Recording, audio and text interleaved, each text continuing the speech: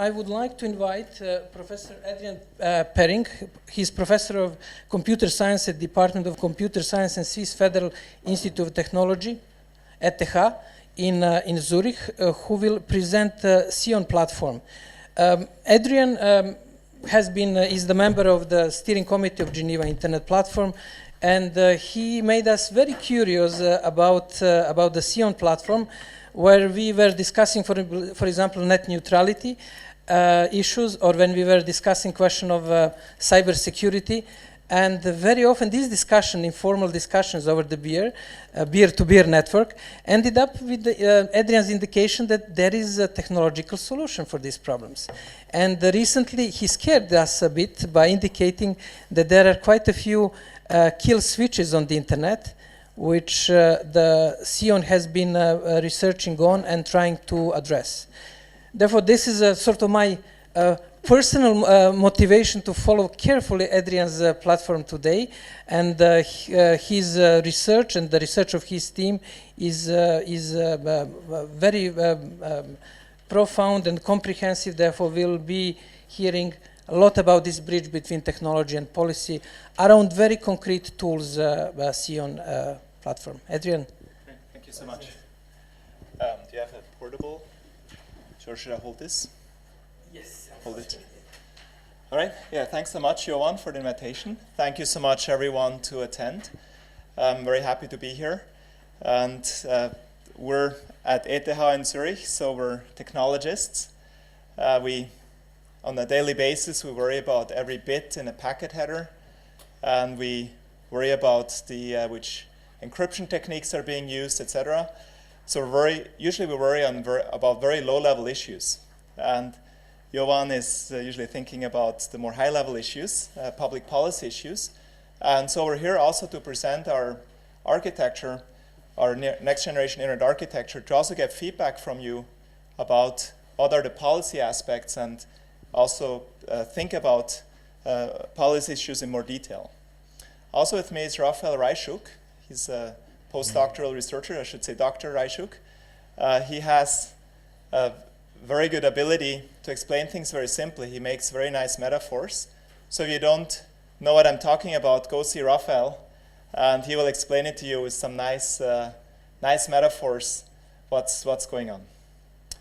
All right, so with that, let me get started, and I'll talk about this Sion infrastructure. But first, I'll talk a little bit about today's internet. So if you think about an image for today's internet, you may think about, well, the internet is like the pyramids. Right? It's a monumental structure. It stood the test of time, and it seems immutable. Right? If you ask people, can we change the internet? Can we use different routing protocols for interdomain routing? I think most people here will say, sorry, that's impossible. We cannot get away from BGP or IP, etc. And when I say BGP, that starts with a B, not with a P. So today, we're going to talk a lot about PGP as well, pretty good privacy, which Phil Zimmerman invented. But in my talk, I'm going to talk about BGP with a B, and that's the Border Gateway Protocol that's used today all over the internet. And if you know it or not, if you like it or not, you have to use it to access the internet. Anyway, so people believe the internet is similar to the pyramids, it cannot be changed. But what I'm trying to convince you in the next couple of slides is that the internet is more like this structure here. It's ancient and it's very brittle, right? It's really not perfect. It's very far from perfect. And there are a lot of issues with today's internet. I could easily talk for hours about all the problems in today's internet. But what I'm going to do is I'm going to talk about 4 aspects, and these are trust, availability, transparency, and control. That are problems that we have in today's internet. Let me get started with the issue of trust. Actually, let me also get some water. Just realized. While you're getting refreshment, this will be our acronym boards, because you started introducing the few one, BGP and PGP.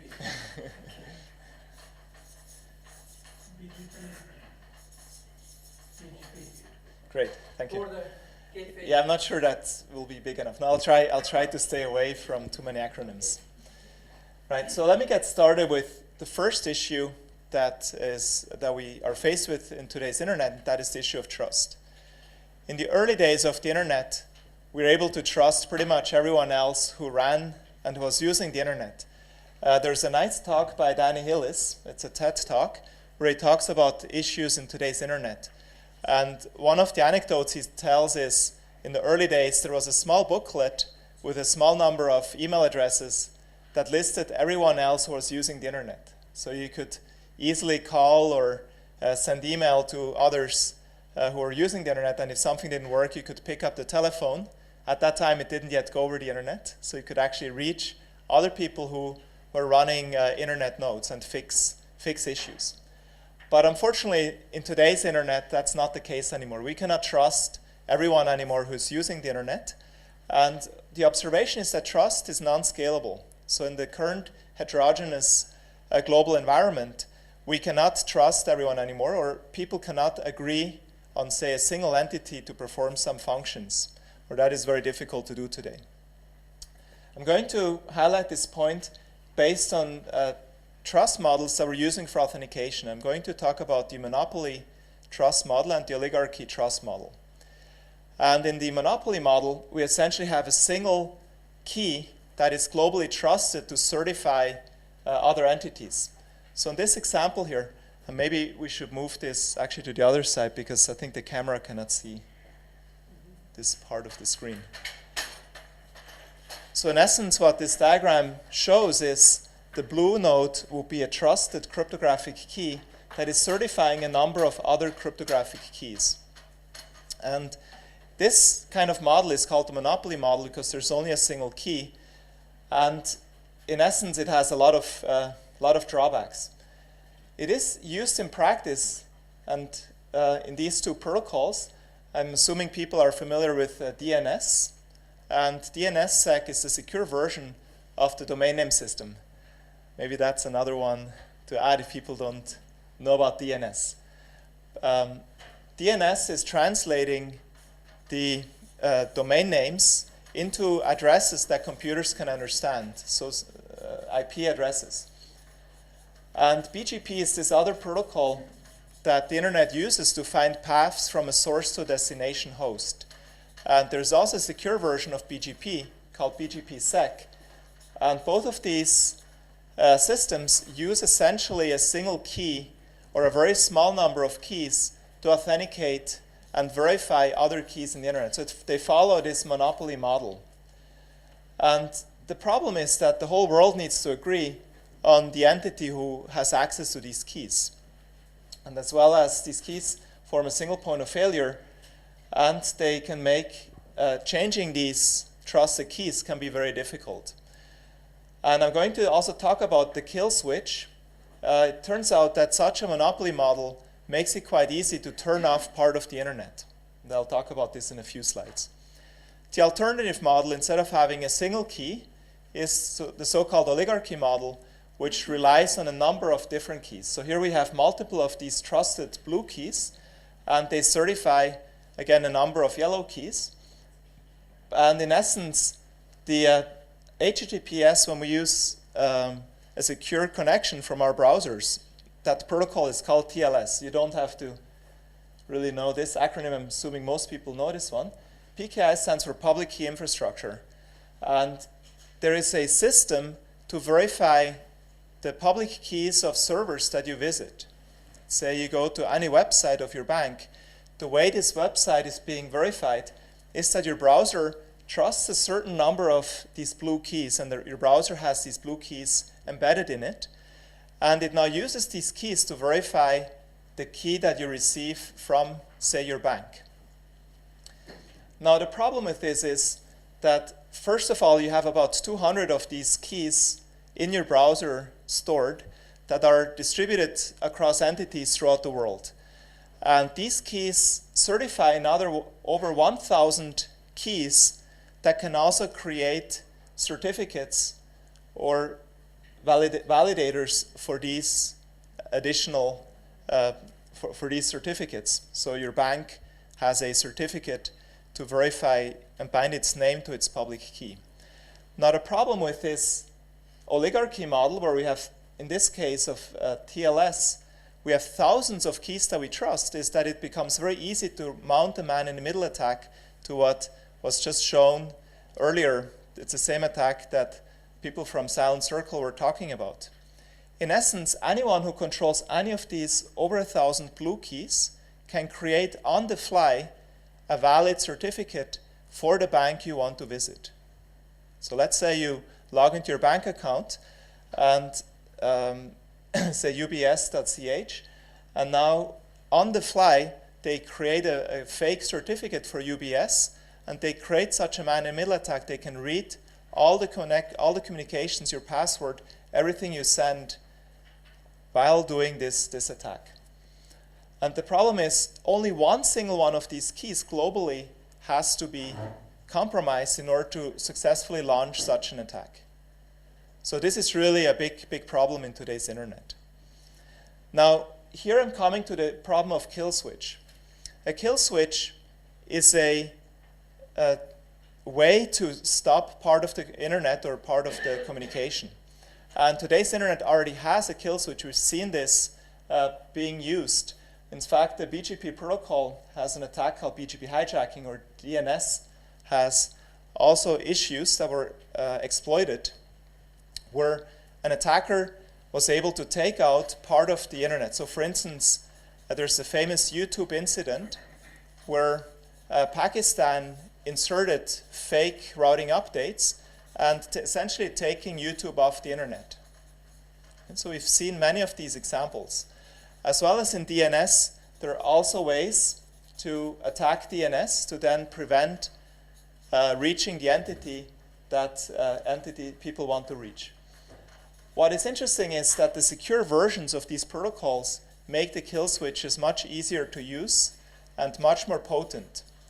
In essence, in BGPsec, if the keys of an autonomous system, and now Johan is going to be busy here, I'm going to use the term ISP.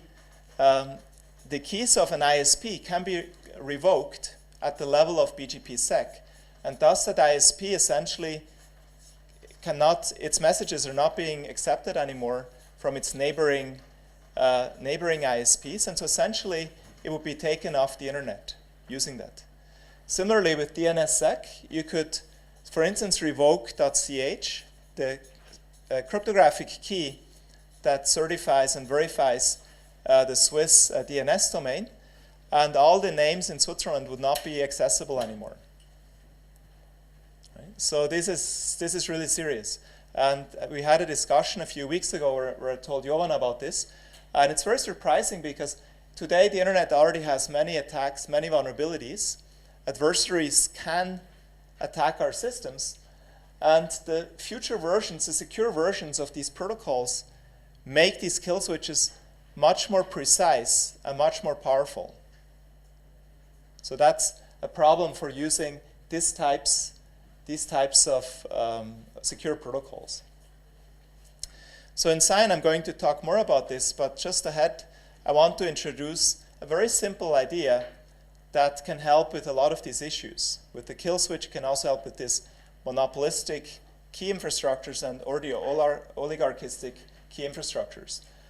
And the idea is to split up the entities in the internet into different what we call isolation domains, where still everyone can communicate with everyone else. It doesn't harm the openness of today's internet, but it enables one space to define which cryptographic keys are locally trusted. So essentially to set up the roots of trust in a way that everyone inside the domain can trust these entities. And also for people who are familiar with, say, the Google approach to certify public keys, this is called certificate transparency. Maybe some people have heard about this. This also would be much simpler and much better in a world where isolation domains are being used. Next, I'm going to talk about control, and I've just finished talking about trust. And the notion of control has a lot of aspects in the internet. And I'm going to talk about two specific aspects. The first one has to do with path control, and the second one with bandwidth control. I think all issues that are near and dear to your heart to a lot of policymakers. First, let me tell you a little bit about how much path control we are obtaining in today's internet. And the answer is not very much. Here, this slide is by a company called Renesys, and they documented how different connections in today's internet are being redirected. And here we see a connection from Guadalajara in Mexico to Washington, D.C., which normally goes along this green path. Maybe it's a little bit hard to see, but this shows a picture, a geographic map of the world with the US and Europe on this side. And instead of following the green path, these packets follow this red path, going first to Moscow, Minsk, Frankfurt, and then to Washington, D.C. So this is an example of a prefix hijacking attack where the attacker not only redirected this traffic, but it is believed that somebody in Minsk, Belarus actually performed these actions, inserted some special BGP routing messages, and so the traffic, instead of being delivered, first went to Moscow and Minsk and then traveling back. So this actually happens a lot more frequently than you think. Here are more examples. Traffic from Denver to Denver that goes via London and Iceland. Or here traffic from New York to LA that goes again along London, Moscow, Minsk, Frankfurt, on the believed to be shortest path to LA. Right? And here's a particularly interesting example from Chicago to Tehran, crossing the Atlantic Ocean 3 times. And this is really quite interesting. And again, it happens a lot more frequently than you think. The interesting aspect also is that the destination and source may not even find out that this is happening. There's simply packets will traverse this red path before they get to the destination. This indicates that today in the internet we have very little control over where our packets are going. Now, an interesting question is, who actually should control our internet paths? Right? Should it be that end hosts get no control, similarly as what we have today, or should end hosts obtain complete control? And if you think about this far end of the spectrum, you find that this is actually also a problem. If you provide too much endpoint control, it causes issues for ISPs, but it also causes security issues in that an attacker can overwhelm and overload some part of the network quite easily. So a better answer is somewhere in between. Well, the question is where in between and what does this axis really mean, right? But in any case, I'm going to present the Cyan architecture where end hosts have some amount of control but not too much control. And I'm going to claim that that's a useful mechanism and a useful amount of control to provide to endpoints. Now, one issue in today's internet is that we have no bandwidth control, right? In essence, what I mean is that a domain has no control over how much bandwidth reaches us. And that's oftentimes the problem today in DDoS attacks, because attackers can make use of botnets to send a lot of traffic to victims. And there are also newer classes of attacks that are even more powerful than the attacks that are today known, and these are called end-square attacks. But fortunately, they have not yet been used in reality. So this slide shows that it's very difficult to handle botnets today because botnets are very mobile and keep changing. So this animation shows the headless browser DDoS botnet, where you see that nodes keep shifting on a constant basis, and the attack comes from different places as it evolves. And so this makes defenses very, very difficult. And you also see that the attacks have gotten a lot worse. A few years ago, the biggest attacks were around 20, 30 gigabits per second. Today we're seeing DDoS attacks with 500 gigabits per second. So the question is, how much is 500 gigabits per second? You see it's just a number. Well, a large company today usually has a 1 gigabit per second internet connection. Many large firms, and the 1 gigabit connection is believed to be sufficient for large firms, where these attacks hit 500 gigabits per second, obviously this will overwhelm your connections, and this is so much traffic that it will cause congestion in your network.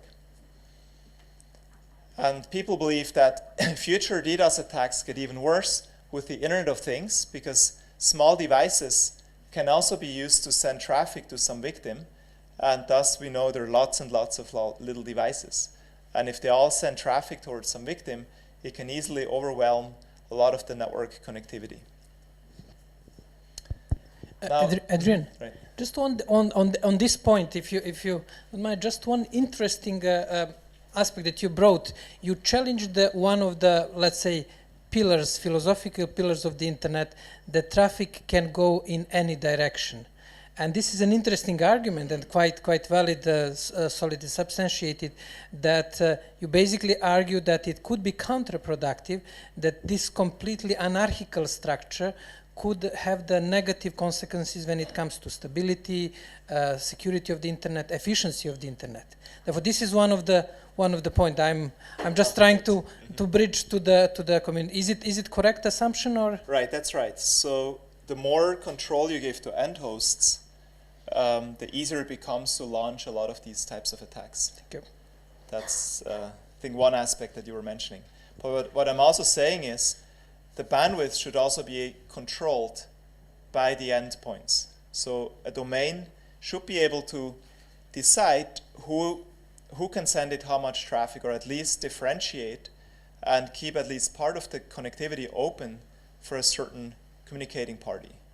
Okay. Right? Thank you. And always you could say, well, we can set up filters in routers and all this, but many of these solutions don't scale. So everything I'm talking about today is very, very efficient in that routers don't have to be aware of the amount of state. So routers essentially have no state for destinations. So I need to qualify this a bit, but in essence, this is what we're trying to do with all our solutions. So this diagram demonstrates that there are always DDoS attacks going on.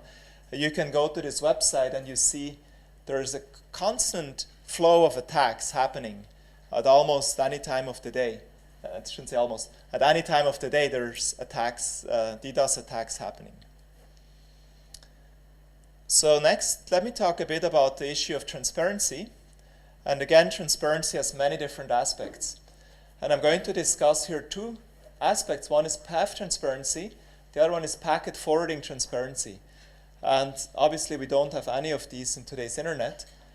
And also, we can have an interesting discussion about how packet level forwarding transparency can help for network neutrality and resolving network neutrality issues. So first, I'll briefly talk about path transparency. This means when you send a packet that, as a sender, you know which path this packet will take.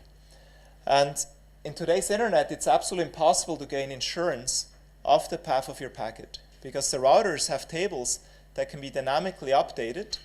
When they receive a packet, they say, where should this go next? They look into their table and they send it to the next hop based on whatever this table says.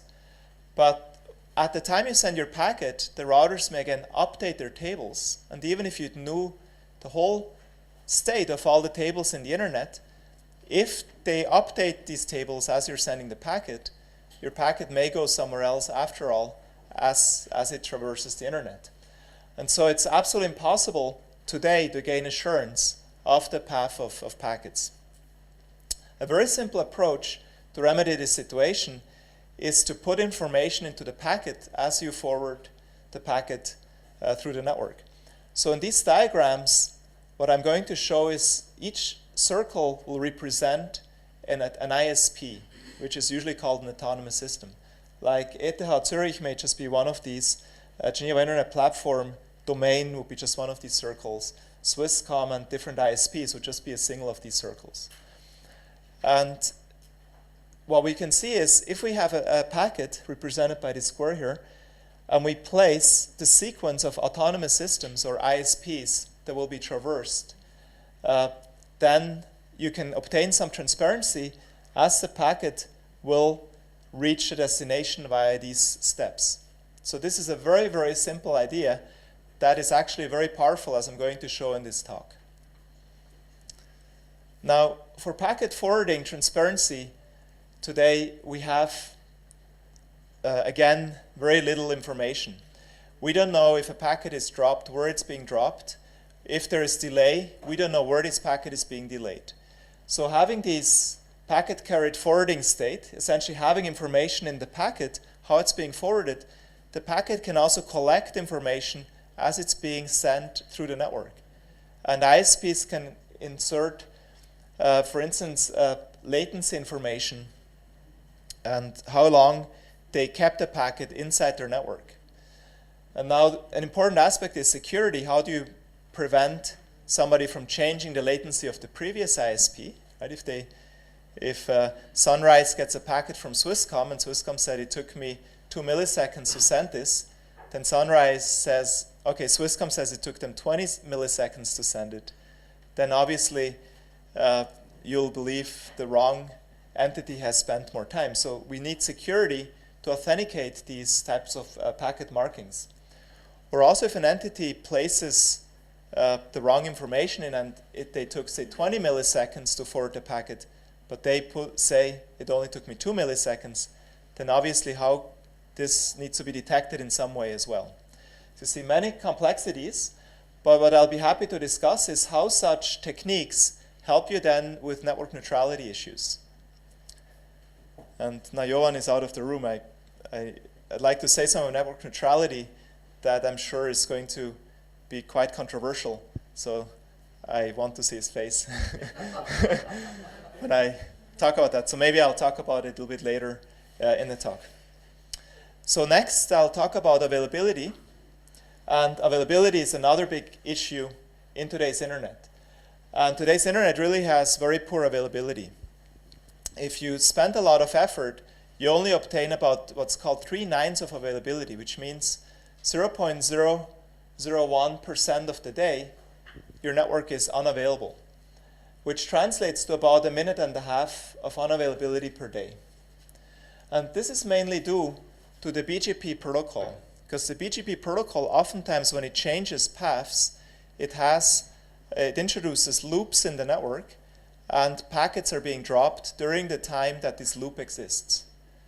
Even if there's no outage, there is no link failure, if BGP decides to change its paths, oftentimes, not always, but oftentimes it has a routing loop that will drop your packets. And this will cause 1 to 2 seconds of outage, even though nothing broke in the internet, right? So this is really amazing that a routing protocol like this is actually being in use.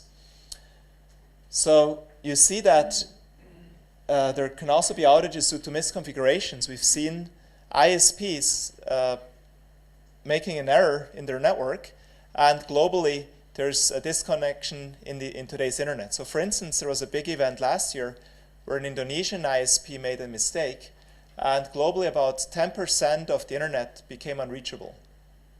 Right? So this obviously should not happen. If somebody makes a mistake, it should not mean that the internet becomes unreachable. And there are also many attacks that happen. Again, this prefix hijacking I mentioned earlier, or DDoS attacks that remove part of the network.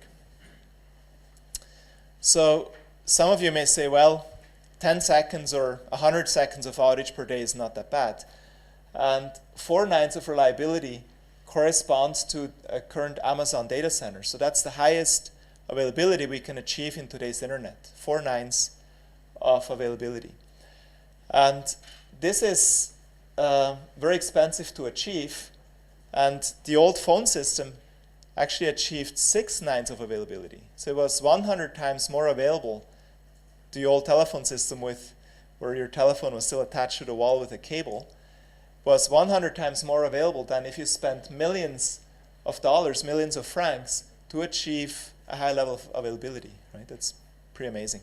And I claim that even if you do this is not sufficient availability for a lot of applications. If you have critical infrastructure command and control, air traffic control, power grid control, you want more than 4/9 of availability.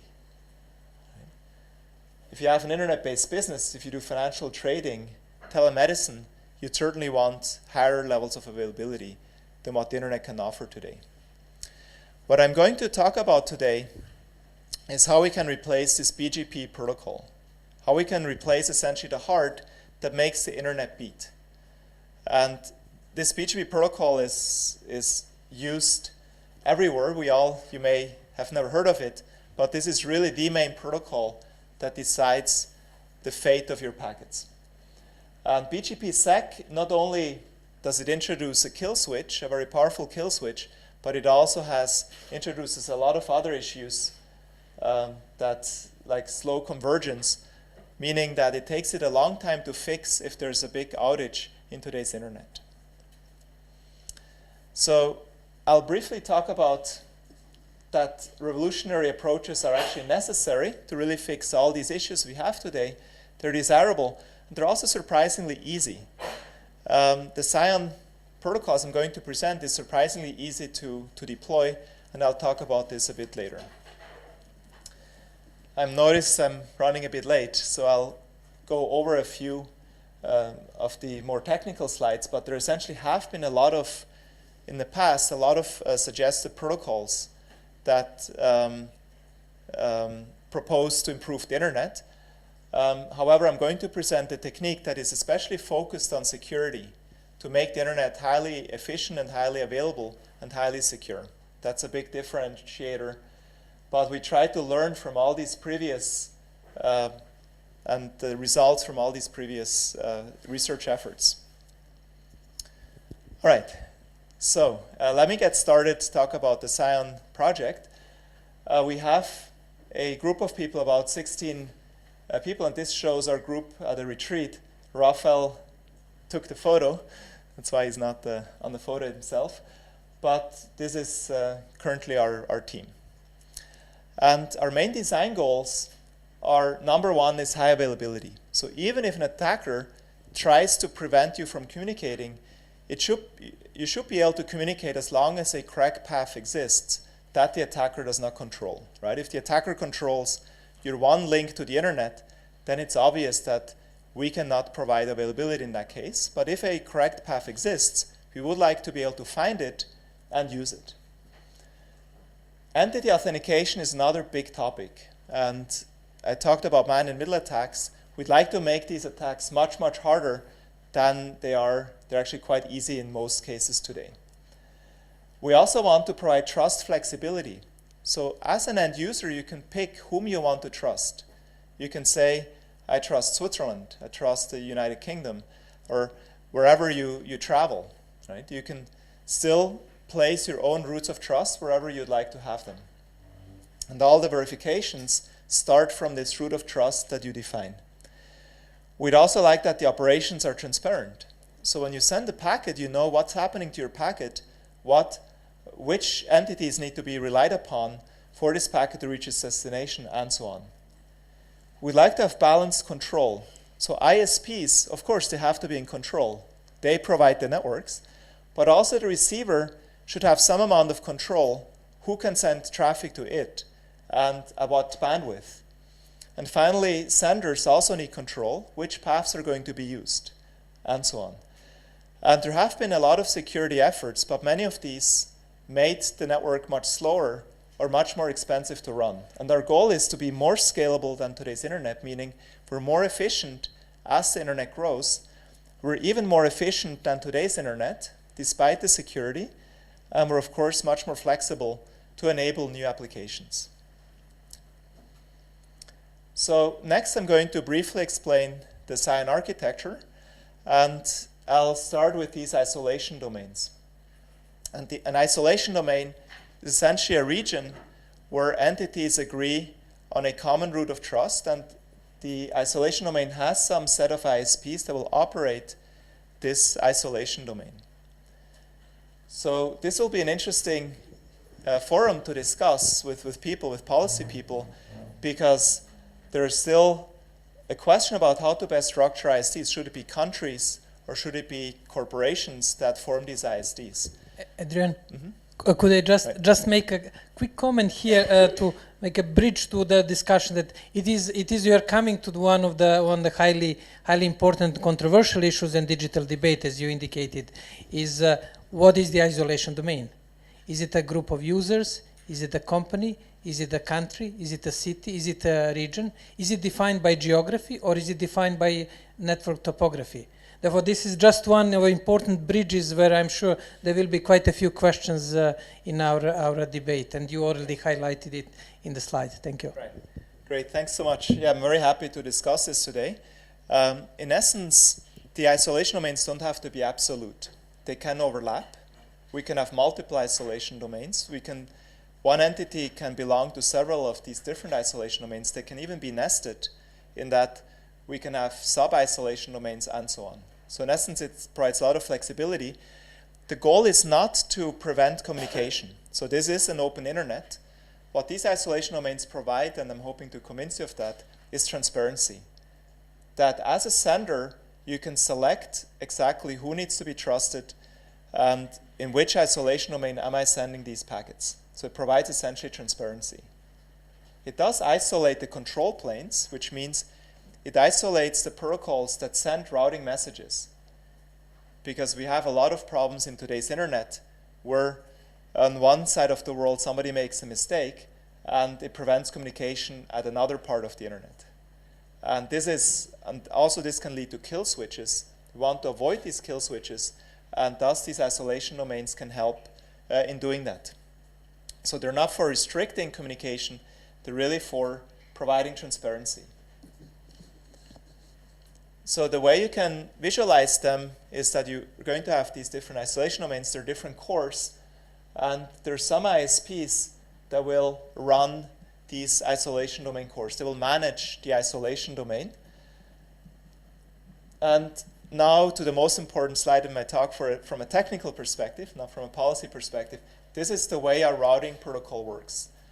And I'm only going to present the routing protocol inside an ISD. But the global one amongst the isolation domains is very similar.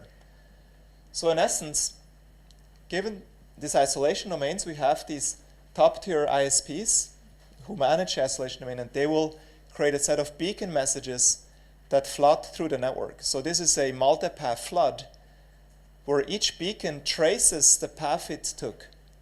So this is, in a way, also similar to many current routing protocols. However, what's different in Cyan is that there's only essentially one flood originating from the isolation domain core, flooding the whole network with these beacon messages. So it's very scalable. And every entity receiving one of these beacon messages can now already communicate with the isolation domain core. So this is, in essence, paths that are being created and can now already be used for communication only with the ISD core. In the next step, each autonomous system or each domain will select how they want to be reached. So this is where the first step of control comes into play.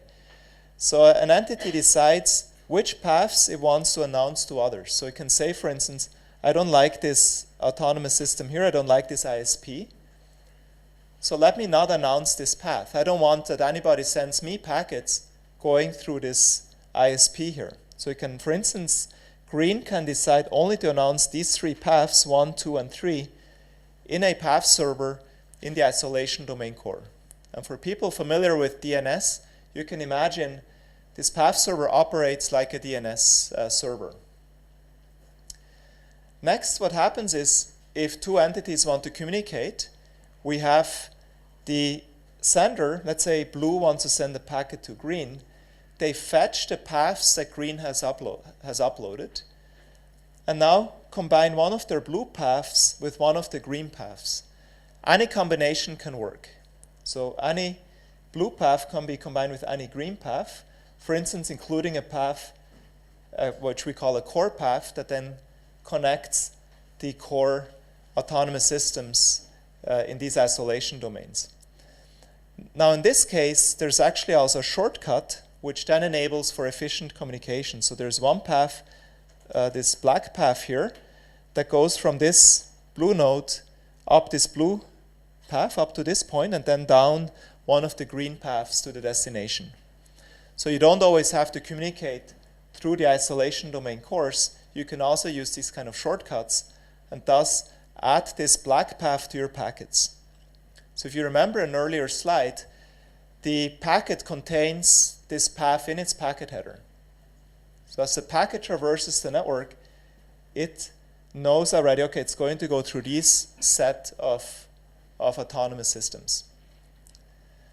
Right, so this was the basic idea. Now, now you could say, well, this is very simple, but simplicity is very nice, and even though it's so simple, it provides a lot of very nice properties. The first nice property is the isolation between the forwarding of packets and the routing protocol itself. This is a very powerful mechanism. I mentioned earlier, let's say if we have a connection, Johan and I are talking over Skype, discussing something, and now BGP decides to change its paths. It could be that our connection breaks because the BGP protocol is computing a new path. It could be, it's not always, but it does happen quite frequently. And so our connection breaks. In Scion, this is impossible because once you communicate, once you send these packets along this black path, there is no more influence between the routing protocol and the forwarding. So you get very high availability thanks to this very simple idea. Also, there's no more forwarding table at routers. So routers don't need any more interdomain forwarding tables, which turns out to be a big issue in today's internet. They also use a lot of energy to do these. Routers use a lot of electricity to look up these forwarding tables very efficiently. And thus, we computed we can actually save the internet 5% of energy by using Scion, because we don't have this very expensive forwarding table lookup. So even though Scion packets are a little bit bigger, because of this information is in the packet header, we make up for it in energy by being more efficient for the forwarding.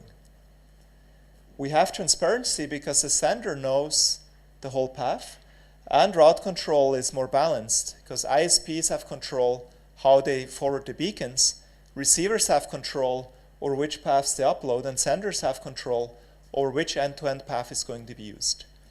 What's actually a really powerful property of Scion is to be able to use multipath communication. So simultaneously, you can send packets along these blue paths up, across, and the green path down, and along this black path. So you're getting two completely different paths that are being simultaneously used. Right? So this helps tremendously also to achieve high availability. All right, so each talk should have a slide that nobody understands, right? So here it is. And we have very cool cryptographic techniques that we can use. What the slide essentially shows is we have two layers of cryptography. We have one very slow layer, which is using what's so-called asymmetric cryptography, which is used to protect the beacon message as it's being sent, so any entity can now verify all the information in the beacon message. This is slow to verify, but it only needs to be verified once by each sender. And then the packets themselves, as they're being sent, they contain what we call opaque fields, a very small piece of information that are authenticated using a message authentication code with a local secret key that does not need to be shared with anyone else. So this is very, very fast to verify. It is actually requires much less energy to verify than one of these route table lookups I mentioned earlier. On a standard Intel CPU, we can verify one of these message authentication codes within 20 nanoseconds. This is very, very fast. It's so fast, light can only travel for 6 meters during the time that we verify one of these opaque fields, one of these message authentication codes. Right? So imagine that. We verify it within the time that light takes to travel 6 meters. And so this is really super, super fast. Now, Communication, of course, in CYAN is also global. It's an inter-domain routing protocol, so you can communicate with anyone in the world. What CYAN gives you is this transparency that you always know what's happening to my packet. In order to preserve internet economics, we don't want to change any of the economic aspects. We also support peering links, and they act exactly the same way peering links are being used today. They can be used for clients of one entity to communicate with clients of the other entity, but they cannot be used to, say, forward traffic across multiple peering links. So we, again, preserve all the same economic principles of today's internet, like there's something called valley-free routing and so on.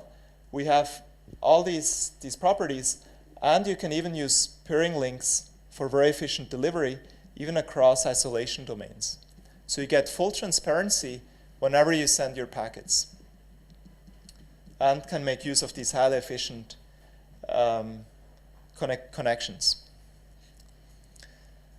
The technologists in the audience were probably thinking about, well, what about link failures? If you embed the link in the packet header, then what happens if one of these links breaks? And what we do by default is we use multipath communication at all times. So if a link fails, hopefully we'll have a backup link that we're simultaneously using, so you don't even feel when a link goes down. We also keep sending these path construction beacons, and also we quickly withdraw paths from our beacon servers that disseminate the beacons, and from path servers that disseminate the paths, so that very quickly we remove faulty paths. So the CYAN architecture, it's a large project.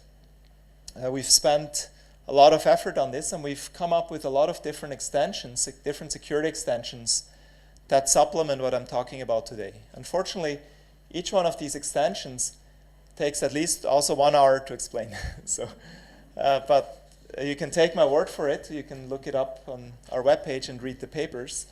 They provide a lot of really powerful mechanisms, and I'm going to provide an overview of some of these mechanisms. One is called OPT, Origin and Path Trace.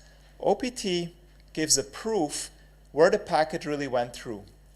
So routers that forward the packet, they compute a cryptographic function, and they add cryptographic information to the packet so the receiver can verify this packet really went through the sequence of routers. What it allows you to also do is very quickly the router can derive cryptographic keys in a way without storing a lot of keys. Each router essentially only has one key, and it dynamically creates for every source a different key for every packet. And this is so fast that it pretty much creates no slowdown in packet processing. And now what we can do is we can add, using these techniques, add authenticated forwarding accountability information. So for instance, an ISP can say, I've received this packet at this point in time and sent it on to the next ISP at that point in time, and cryptographically authenticate all this information in a way that there's almost no slowdown in packet forwarding. Right? Yet another just 20 nanoseconds in addition that is being computed. And we're able to show that this can be done at extremely high speeds. Now, here I want to mention my inflammatory point about network neutrality, which maybe I should stand behind something when I say that. But we've done quite a bit of research on network neutrality and from a technical perspective, and we found that, and now it's a little bit dangerous that I say this because I don't want to take away from the CYAN talk when I now talk about network neutrality. But what we found is that in many cases, ISPs have to behave in a non-neutral way to protect their legitimate customers. For instance, during a DDoS attack, ISPs have to, in a way, try to detect which ones are the malicious packets and stop those packets and let the legitimate packets through. So in essence, as a customer, it is actually preferable to have ISPs that behave in, so to speak, non-neutral behavior, so that packet flows that need to be protected can be adequately protected. If you treat every packet in the same way, you cannot possibly provide a good service. Adrian, do you mind one quick intervention from the audience? Yes, on this point? I mind. You expected it. Because I didn't want to go there. Yeah. I wanted to make a different statement next. You have to be more careful. Net neutrality is about allowing equal treatment for all legal packages. Okay, the example you mentioned is illegal. Right. So it is not a violation of net neutrality to block those packages or to degrade their priority or whatever. Right, in a strict sense, right. Right. So, well, but you announced that it's risky terrain. Right, I was thinking, should I say this or not? But I am here, and we are here, to have a discussion, because from a technological side, what we do is, what we can provide, and I think this will help for network neutrality, is to provide actual evidence on a per-packet basis what happened to this packet. And now we could work together with the policy people, and many of you here are working in this area, to see how can we make use of these technical ways in order to improve or further network neutrality regulations.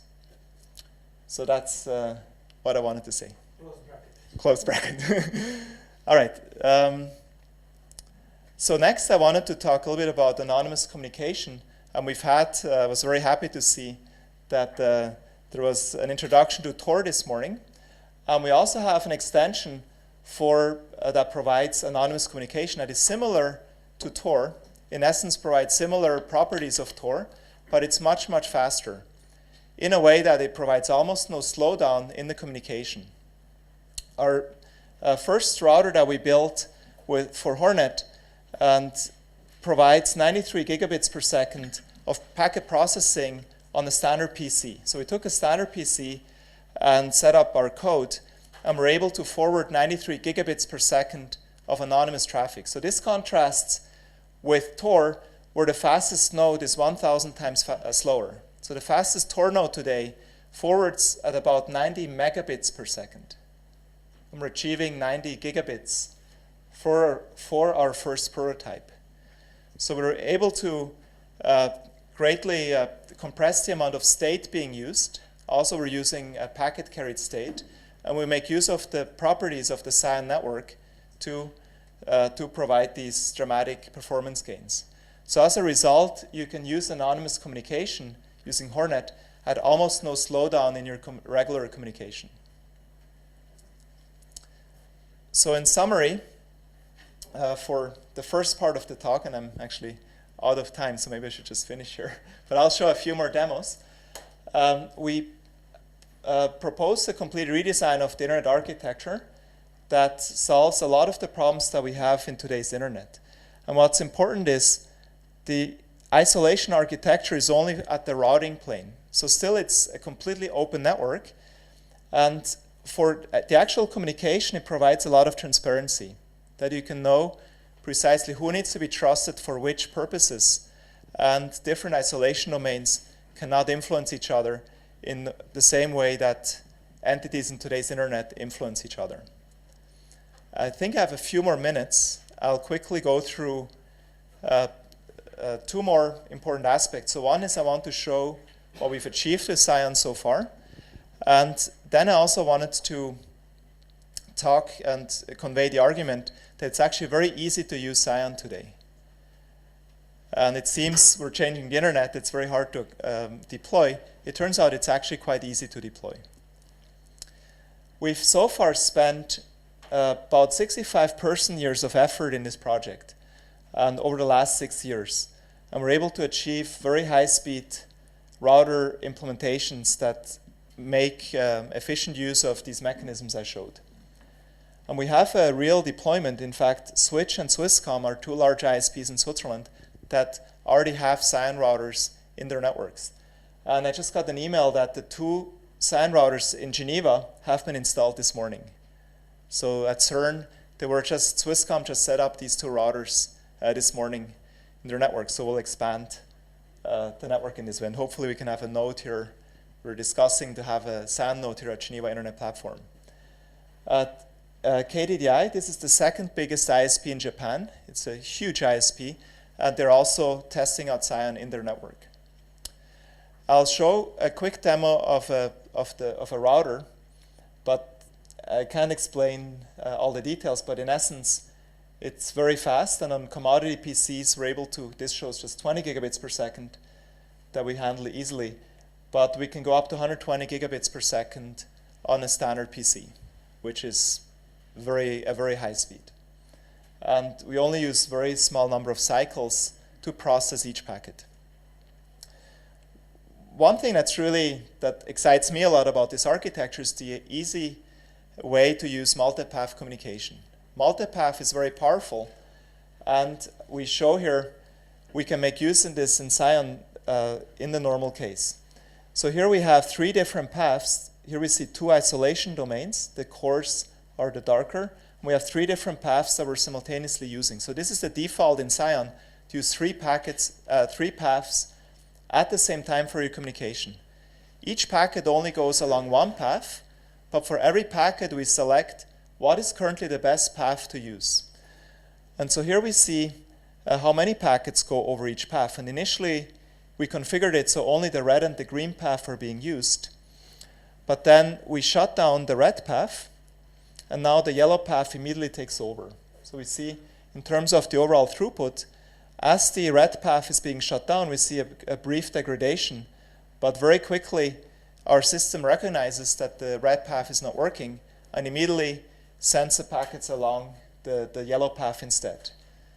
And this is, so a path is being lost and the application almost doesn't even see it, that this has happened. There is a second demo, and this is one with a browser. We built a browser plugin that we can make use of for you to see the Scion paths. So this is a map of Europe where you see different isolation domains with packets going through these different isolation domains.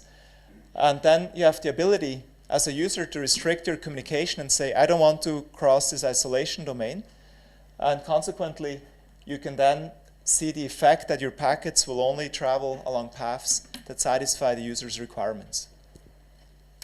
So there are a lot of use cases in Scion that we've looked at where you can really use it today. So for instance, you have a VPN connection that you want to protect via Scion, and you don't have to update any of your clients. We can simply put up a box, convert your VPN packets into Scion packets, send them across the Scion network, and they get unpacked at the other end. None of your end hosts have to be updated. Briefly, I'll show how to get resilient connections via Scion. And this is one thing we've observed. We looked at different banks, and also at ETH, we've deployed Scion in this way, that we have the normal network connections shown in blue here, and we add these Scion routers that are shown in green. And internally, we make use of the normal IP level connections to internally communicate between the host and the Scion routers. So you don't have to update anything inside your network. You just add these Scion routers in this way, and they then use the standard IP network for their own communication. But as they're receiving an IP packet, they would then throw away the IP header again and continue the communication. But the main point, without getting technical, is to update a site, all you have to do is set up a Scion router, and then you can update either your end hosts, or there's a small box that we've created that you can plug into your communication links. And you can directly use this type of network. And again, the multipath is immediately usable if you have multiple connections to the internet. This is automatically detected and automatically used for this communication. All right, so now I have 1 second left for the summary. So in essence, we're resolving a lot of the problems and provide a lot of new applications and services. For instance, we also removed this global kill switch with this type of architecture that other protocols have, provide transparency, and we can provide very highly trustworthy public key infrastructures that remove these man-in-the-middle attacks that are quite feasible today. More information is at this website. I'm also going to give a demo, if later in the day if you want to stop by. And if you have questions, please ask Raphael, who can explain things more simply than I can. Thank you so much for your attention. Thank you, Adrian, for using only one slide, which we couldn't follow and understand, and keeping a relatively short list of the acronyms. That it was really, as you delivered on promise, that it will be adjusted to us beginners in technology. What really fascinated me, there are many aspects, but you're basically challenging some of the core parts of the current digital policy rhetorics. And the key sort of echoing message was in a way paradox in the way how we see the digital policy and how technology, at least science, can address it. For example, you said that more security could lead to less security. That's an interesting it's aspect. A kill switch analogy. Kill switch analogy with if the you use PGP-sec, right, it becomes a very powerful way to turn off part of the internet if you control that main key. Then you started with revolution, which is again one of the difficult words to be used in Geneva sometimes. But then you convince us that there is just evolution, basically that science could follow the current infrastructure and do not necessarily disrupt the way how things are done. And here the main analogy is transition from IP version 4 to IP version 6, where we have a lot of problems with the basically introduction of the version 6. In the case of science, it is coming it's not interfering with the current infrastructure. Actually, it would help a lot, even with the current transition, because in science, the destination address is not looked at as the packet is being forwarded. So we completely support arbitrary source or destination address types simultaneously. So you can have easily an IPv4 host communicating with an IPv6 host over the SAN network. Therefore, it could be the solution for this transition from version 4. So if anything, SAN can even help providing that, because we support any type of addressing. You can have medium access control layer address as the destination address if you wish. Excellent. Then another aspect was speed. We did recently research, and there is a project of laying the cable, fiber optic cable from London, from the major banking center, via Sweden, Russia, Arctic, to Japan and Singapore and Hong Kong. And one of the reasons was to shorten the distance for about 4,000 kilometers in order to save to make faster communication, which is becoming essentials for the financial trading. Therefore, one of the points that you brought is that this increase of the not only reliability but also speed of SIAN. Right. So SIAN removes the most complicated route table lookup, which is the inner domain route table lookup. And SIAN removes the need to perform that operation. And that can result in a higher speed router that could be built based on this technology. Now, today's routers are very heavily optimized, but they're paying the price as using up a lot of electricity, a lot of energy to do this route table lookup very quickly. And this is very interesting. You indicated that we can save about 5% of energy which is used on the internet by not basically using it for the current router structure. Or just using the new protocol. New protocol. Right. Fine. Exactly. Well, the most interesting, I would say, the most controversial question, and then I will open the floor for our colleagues here to comment, is the question of which I called it achieving integration via fragmentation, which could be disputed. But your isolated domains are basically, in a way, again, on the first glance, paradoxical way, the way to keep the internet integrated by creating isolated domains. As you know, it is very heated debate in the internet community how to preserve the internet as unified system, the question of cyber sovereignty, the question of this interplay. And following carefully your presentation, I'm quite convinced that you have managed to find the golden formula of keeping fragmentation when it is needed, while preserving integrated internet. Right. That's a really interesting point that I'd be happy to discuss more. Because since day one, when we designed this architecture, about 6 years ago when we had the first ideas, the isolation domains is something that we didn't really want to have. Right? We said, well, everyone is going to, this is going to be very difficult to do and causes a lot of problems. But then we found that to get these security properties, that was the only way we saw how to achieve them.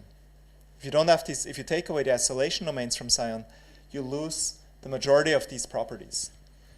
And so then that's why we kept them, and we said this is the one bitter pill to swallow, right? That we can split up the world into these isolation domains. But as the more we thought about it, we found that it could be much easier than we think, because they can overlap. Multiple entities can belong to multiple ones. We can have nested isolation domains. And now the world does not have to agree anymore to who has the secret key. Right? The world can say, well, here's a number of entities who can agree to have the same roots of trust. So let's have these entities set up their own isolation domain, and whoever else wants to set up their isolation domain, they can do so. And at the end, the way the complexity now comes in, how the whole verification works, and that's something I did not cover, how at the back end the whole coordination works amongst these isolation domains.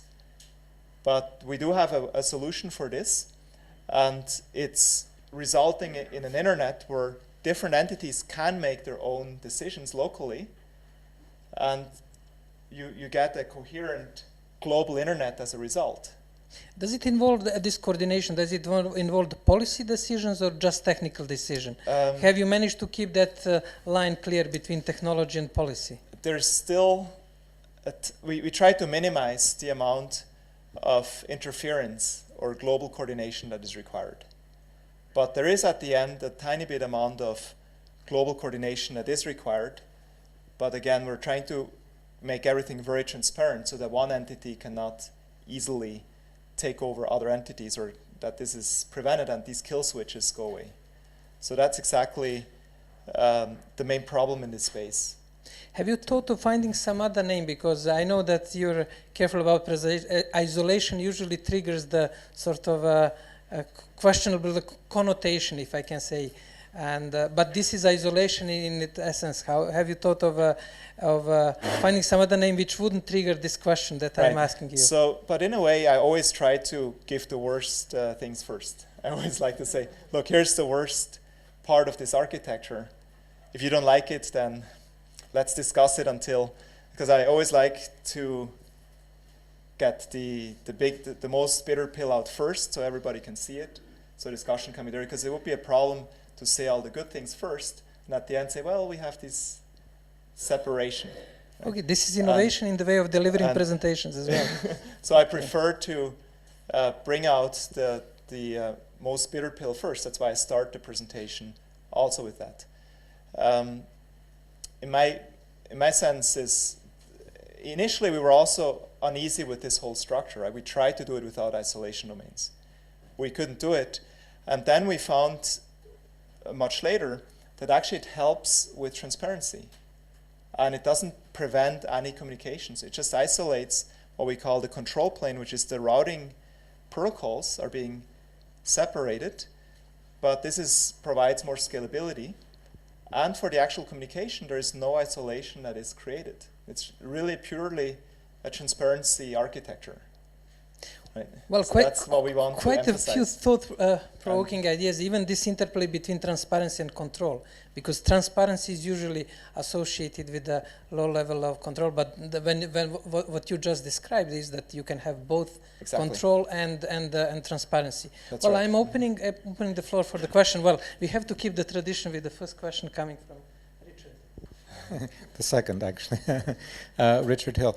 Yeah, two comments. If I'm not mistaken, you are essentially building some intelligence back into the network, whereas one of the dogmas of the internet is that the network should be completely dumb, which of course it isn't actually today, but maybe you could comment on that. Right. And then follow-up question, which is building on what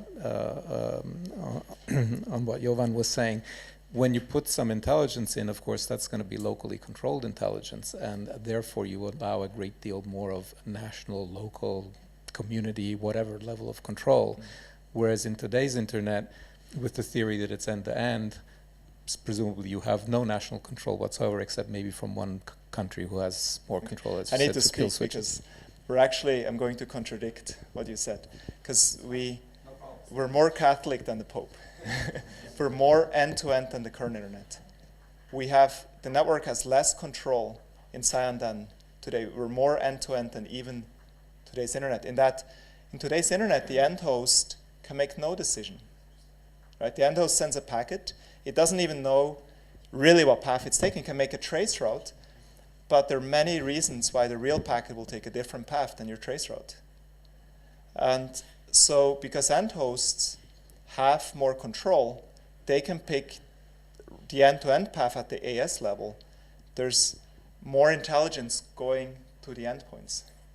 Right? So we're actually exactly even more Catholic than the Pope in that sense. Great. Right. Thank you. Could you introduce it? Hello, I'm Lori Schulman. I'm from the International Trademark Association. My question about Cyan is how it affects the current domain name system. Presumably all domain names could be used within the Cyan system, but then does the Cyan system itself have a capability to generate its own domain names and protocols? Right, that's an excellent question. It's also a very complicated question. We envision, this is one of the details we're still working on. We want to preserve the whole current environment.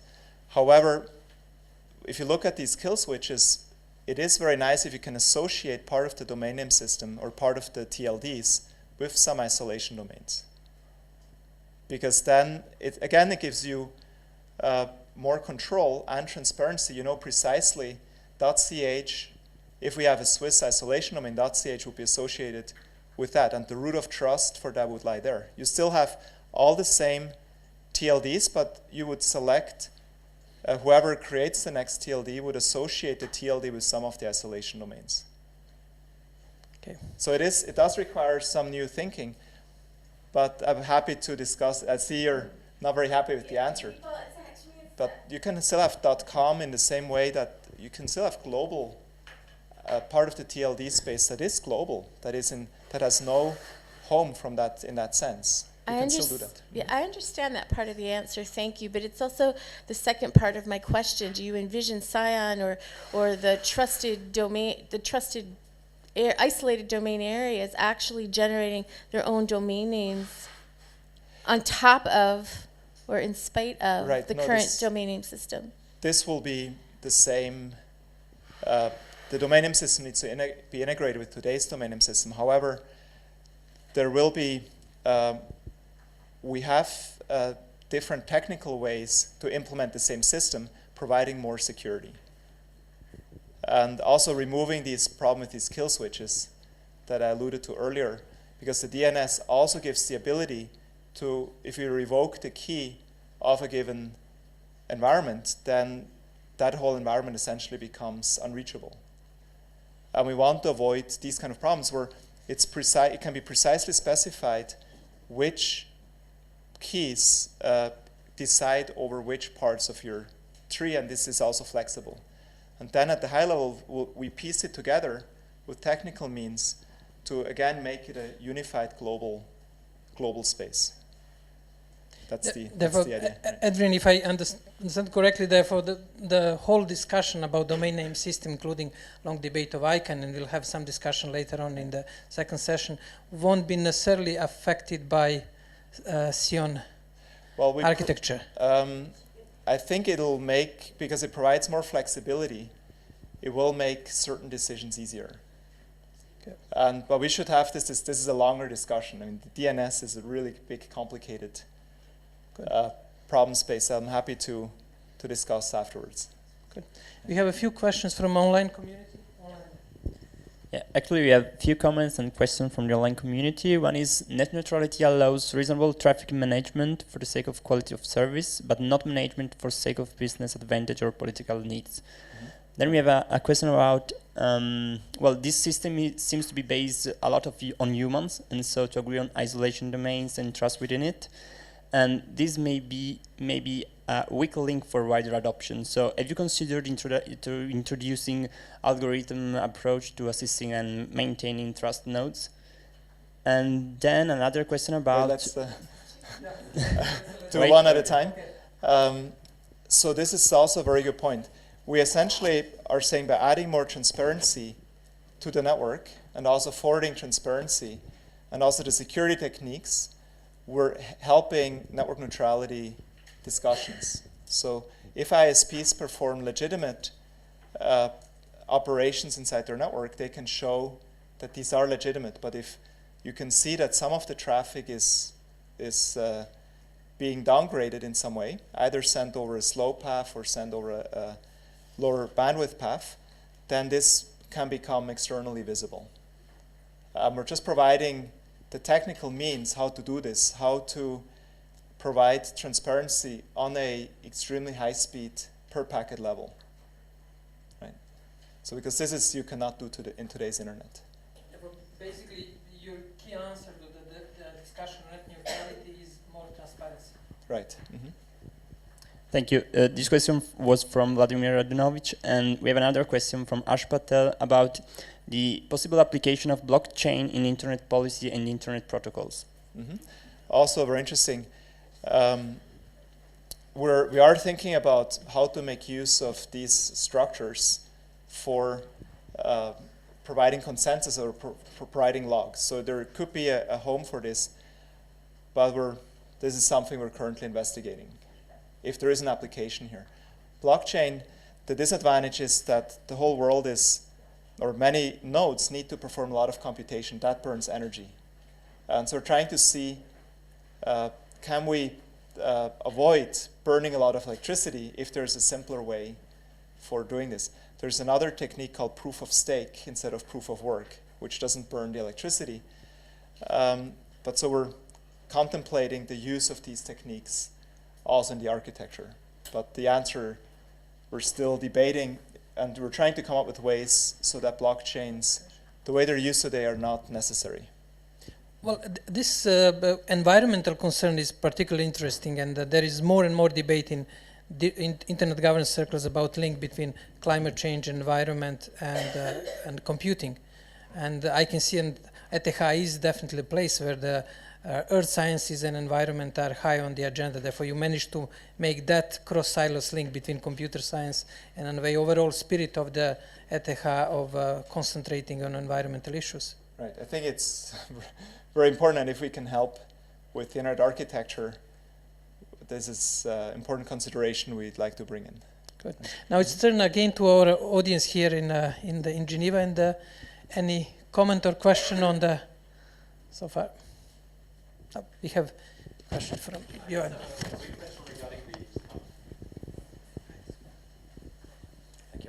I just have a quick question regarding the transparency.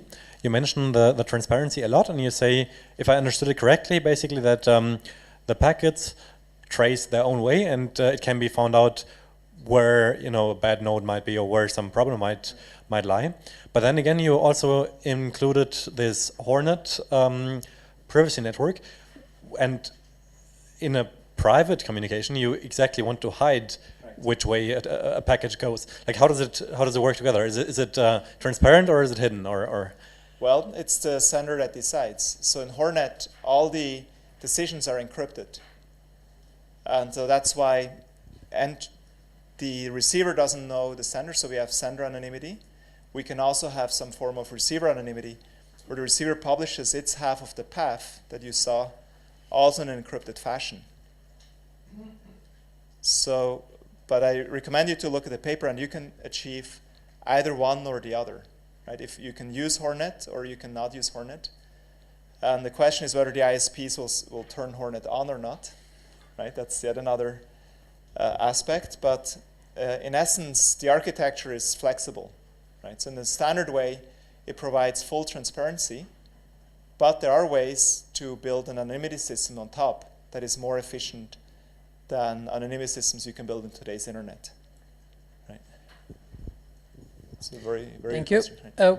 Well, Adrian, in our debates, in digital policy debates, there are a few things that we think that are almost religious points and given. And your comments, and especially this approach to paradox, brought us to think differently about the issues, about the same way of achieving the core values of the internet, of remaining integrated, of remaining as open as possible, of providing, as being contributor to well-being of humanity, protection of human rights, human dignity, and security. These three pillars of the UN world. And I think that the bridge between technological community and the policy community is there. It can have a different path, not a direct one, with quite a few paradoxes and turns, but it was really, really inspiring, and I would like to invite our audience here in Geneva and online to thank you once more for a great talk and presentation of SIAN. Thank you. Yeah, thank you.